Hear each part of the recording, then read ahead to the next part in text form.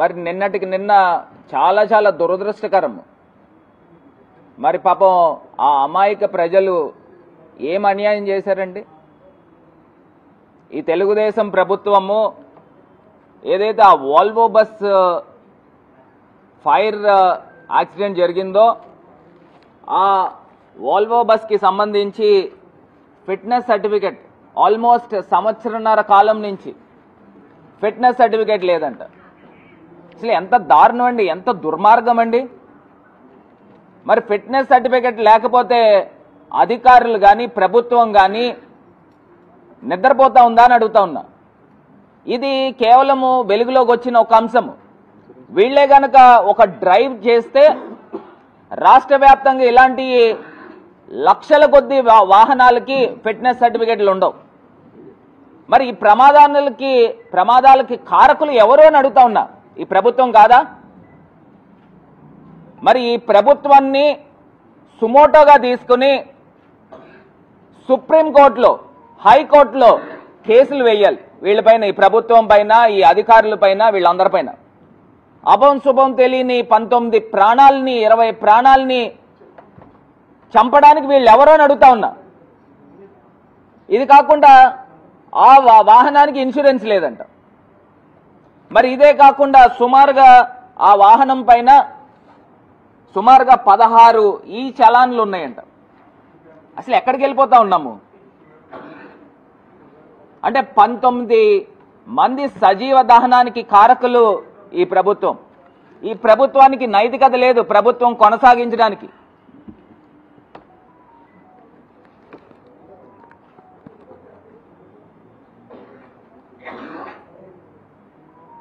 ఇవాళ ఆంధ్రప్రదేశ్ రాష్ట్రంలో ఉండి మహిళలకు రక్షణ లేదు. మహిళలు, చిన్నారులు వీళ్ళపైన దాడులు జరుగుతూ ఉన్నాయి, మానభంగాలు జరుగుతూ ఉన్నాయి. మైనర్లను అయితే ఎలోప్ చేసి తీసుకుని వెళ్ళి రేప్ చేసి ఘటనలు ఎన్నో చూస్తూ ఉన్నాం. మరి ఎంత బాధ అనిపిస్తూ ఉందండి.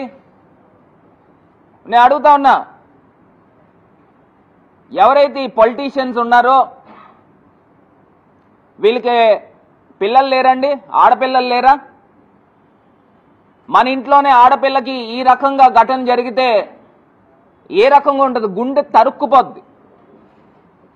మరి అలాంటి ఘటన తునిలో జరిగింది, మొన్న రాజమండ్రిలో జరిగింది. ఇదే రాజమండ్రిలో ఎస్సీ హాస్టల్, బీసీ హాస్టల్లో ఒక ఎస్సీ బాలిక 10th క్లాస్ చదువుతున్న బాలిక దీపావళి రోజున సాయంత్రం 5:30కి ఆ అమ్మాయిని బయటికి తీసుకెళ్లారనంట. 2 యువకులు. మళ్ళీ ఎప్పుడు తీసుకొచ్చారో వాళ్ళు చెప్పడం గంటలో తీసుకొచ్చారని చెప్తున్నారు, కానీ అది అందులో వాస్తవాలు లేవు. వార్డెన్ అడగగా ఆ అమ్మాయి నిజాలు చెప్పింది.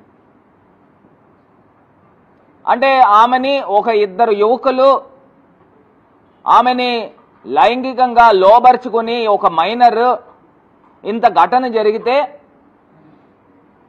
ప్రభుత్వం కానీ, ఎమ్మెల్యే కానీ, లేకపోతే ఇక్కడ ఉన్న స్థానికంగా ఉన్న మంత్రులు కానీ, అధికారులు కానీ ఏదో కంటి తుడుపు చర్యల కిందన ఏదో అరెస్ట్ చేశాము అని చెప్తా ఉన్నారు. అసలు ఇలాంటి ఘటనలు వెలుగులోకి వచ్చినాయి. ఈ ఘటనలు వచ్చినాయి కాబట్టి మనం మాట్లాడుతూ ఉన్నాం. వెలుగులో రాలేని అంశాలు ఇంకెన్ని ఉన్నాయో, వీటి పరిస్థితి ఏంటి, సంగతి ఏంటి?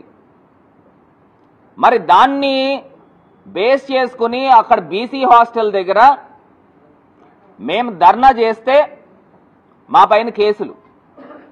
మరి అక్కడ ఉన్న మహిళలు, మరి వాళ్ళకందరికీ కూడా కడుపు తరుక్కుపోతా ఉంది. మన ఇంట్లో ఆడపిల్లలకి ఇలా జరిగితే ఏం చేస్తాము? అక్కడ హాస్టల్కి ఎదురుగుండా ఈవీఎం ఎమ్మెల్యే ఫోటో ఉంది, ఏదో పోస్టర్. ఆ పోస్టర్ దగ్గర మహిళలు కడుపు తరుక్కుపోయి పేడ జల్లితే ఆమెని నిన్న తీసుకుని వచ్చి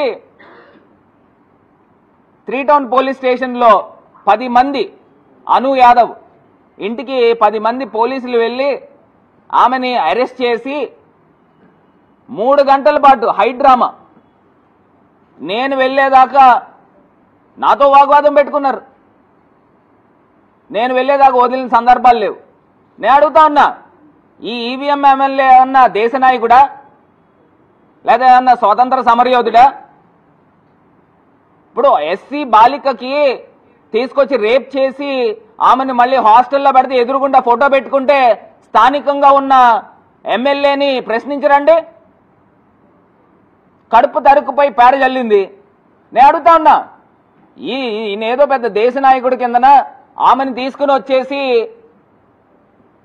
జైల్లో కూర్చోబెట్టారు. నేను అడుగుతా ఉన్నా, సుప్రీంకోర్టు చీఫ్ జస్టిస్ పైన చెప్పుల దాడి చేశారు. నిజంగా భారతదేశంలో ప్రజాస్వామ్యంలో హైయెస్ట్ పొజిషన్లో ఉన్న వ్యక్తి పైన మరి ఈ ఈవీఎం ఎమ్మెల్యే ముఖం మీద పేడ జల్లారని చెప్పి ఆ పేడ జల్లిన ఫోటో కూడా వీడియో కూడా మాకు కూడా పోలీసులు ఇస్తే అది ఒరిజినల్ మార్పుడ్ అనేది కూడా మేము కూడా తెలుసుకుంటాం. అది కూడా బయట పెట్టి సోషల్ మీడియాలో పెట్టండి. ఆ ముఖం మీద జనాలకు కూడా తెలుస్తుంది. ఈవీఎం ఎమ్మెల్యే ఉన్న ప్లేస్లో ఎదురుగుండా హాస్టల్ ఎదురుగుండా ఫోటో పెట్టుకున్నాడు. మరి హాస్టల్లో ఉన్న బాలికలకు రక్షణ లేదు.